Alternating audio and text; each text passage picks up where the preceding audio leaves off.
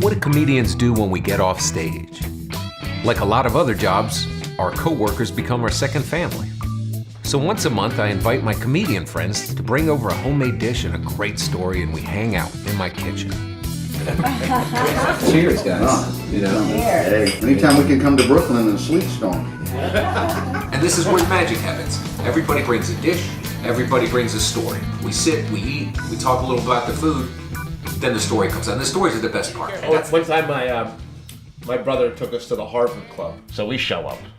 It's like Cuban hillbillies, we show up. And my uncle is standing there. My brother introduces him to a guy that worked on the Hubble telescope. And my uncle, in Spanish, he goes to me, I explained to him what the Hubble telescope, he goes, oh. He says, well, do me a favor, ask him why the sky in Cuba is lower than anywhere else in the world. So my brother looks at me and goes, don't. I go, You got it.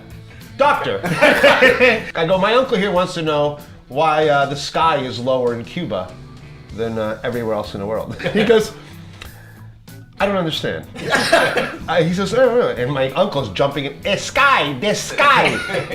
Dutch, low. He goes, is he talking about fog? Fog. No, low, the sky. Did he live in like a certain elevation? Did he live on a mountain? There's no mountain in Cuba, you stupid doctor. My brother goes, thanks, Carl. We'll never come to the Harvard Club ever again. And the whole time he thought the guy was like a hoax. Right, exactly. Obviously he knows nothing about Cuba. Yeah. How did he build this telescope? He's an idiot. Thinks I live in a mountain. The sky. I love that. He's low. My uncle's a gem. Carl is a chef, so this is what trips me out. You made the donuts, you made the turkey soup. I made the soup. Now, Carl, you brought was it fried rice? It was awful. That's how I started cooking. When I was 11 years old, my grandfather he pulled me aside. He says, "Carl, I gotta talk to you." I said, "What, Grandpa?" He goes, "Your mother and your grandmother, they tell you all day that you're special. You're not. Your brother, now he's special. So you should learn how to cook or fix refrigerators." And he looks at me again. He goes, "You're gonna be small. Refrigerators are heavy. You should just know how to cook." Oh my God. And he went at 11 years old and he paid the people at the Chinese restaurant down the street, and I worked there at 11 years old.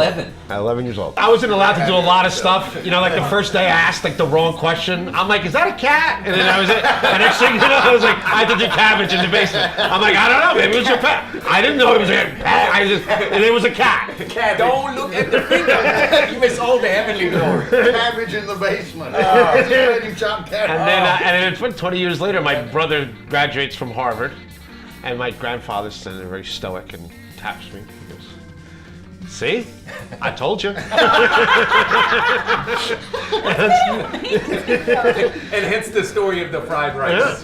My neighbors, they were Jewish, and my parents, since they work so much because they're Latin, that's what they do. They work and die. And then they would raise me. I was raised by Jews. I'm sorry to hear that. I'm like a Jewish Tarzan.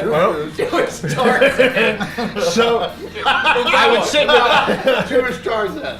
like I was all like saving money and savvy and Complaining. I had coupons and things upset me and I started getting rashes. I couldn't play gym anymore. So I would sit with Edith Cohn and on the stoop in front of the house, and she would say hi to everybody, and then after she would say hi, she would whisper to me who they really were.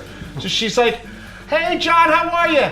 "Degenerate gambler." "Hey Frank!" Still lives with his mother. I think he hits her. That's our people. "Hey Beverly!"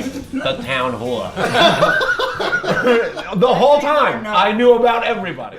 Tracy loves holding court. He's like, "How you feeling?" And I said, "I'm feeling good." He's like, "How you gonna feel when they put you in that dress?" And he wore a dress. Tim Meadows wore a dress. Chris Rock wore. Do you want to wear a dress? I got a dress on right now.